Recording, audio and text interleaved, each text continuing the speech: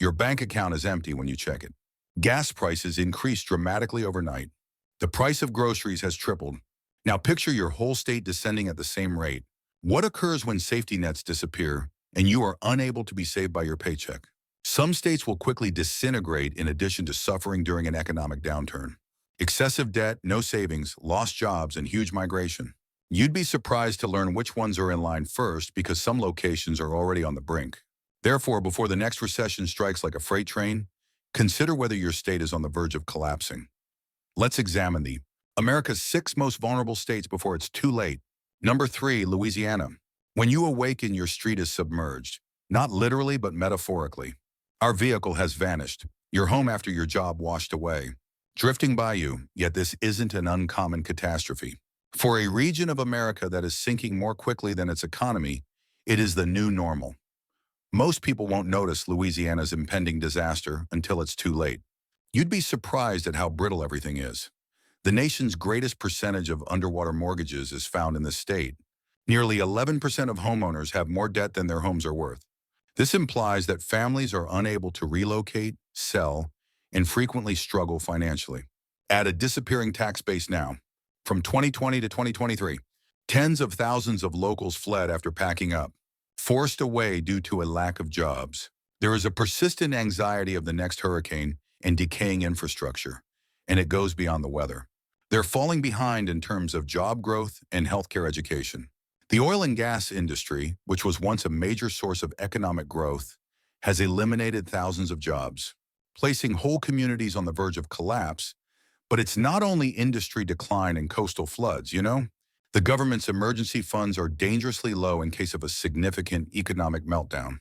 There is little anything Louisiana can rely on, and when calamities strike, locals don't simply suffer, they vanish. In less than 10 years, some parishes have experienced double-digit population decreases.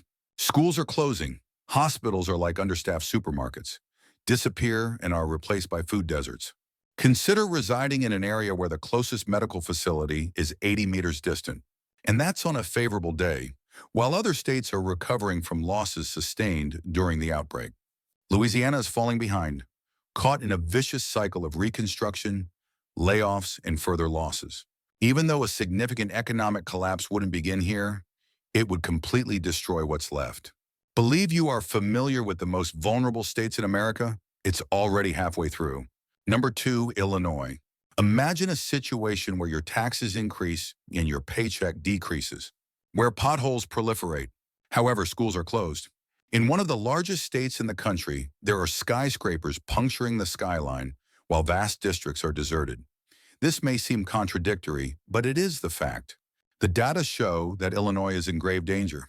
Its pension liabilities has increased to almost $144 billion as of 2025, a budgetary time bomb that no one can defuse.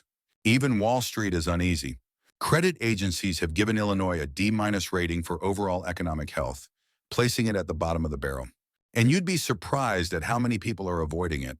The state's population has been steadily declining since 2014, with about 100,000 inhabitants relocating just between 2020 and 2023. Ultimately results in a declining economic engine, fewer workers, fewer taxpayers, and a bleeding job market.